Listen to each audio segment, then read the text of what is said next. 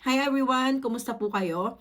Una, I want to say sorry dun sa mga nag-aabang sa akin dun sa trabaho, sa mga pending job. Sorry, hindi ako nakapag-update. Akala ko po ay gagaling din ako kaagad.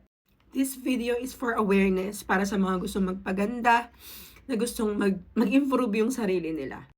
Nagkaroon ako ng infection sa aking glutadrip session. Fault ko kasi una pa lang, naramdaman ko na hindi marunong yung nurse na nagturok sa akin.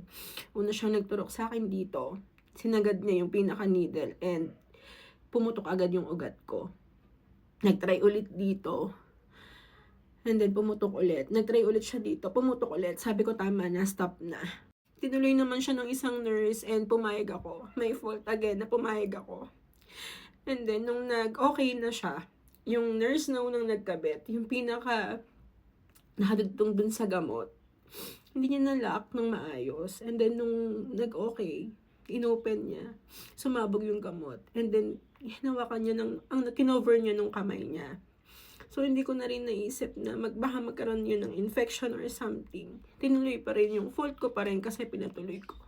Saturday, last week, sobrang sakit na ng ulo ko. Nagising ako ng 1:30 ng madaling araw. Sobrang sakit niya. Hindi ko na siya mapigilan. Hanggang sa nila na ako sa ER. Suka ko ng suka. Hanggang sa umabot na ngayon, 1 week na ngayon. Medyo, nagawa ko ng video asking for prayers para sa fast recovery ko. And awareness para sa mga gustong magpaganda, magpaglutan, na i-check yung mabuti kung marunong ba yung nurse, kung anong gagawin sa inyo.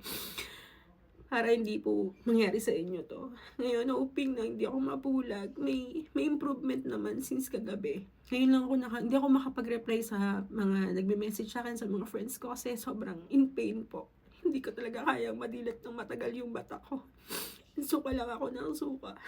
Sa lahat po na nag-aalala, sa lahat po na nagme-message, medyo better naman po. Pero humingi pa rin po ako ng prayers sa inyo. Thank you po. Palagi mag-iingat and God bless you.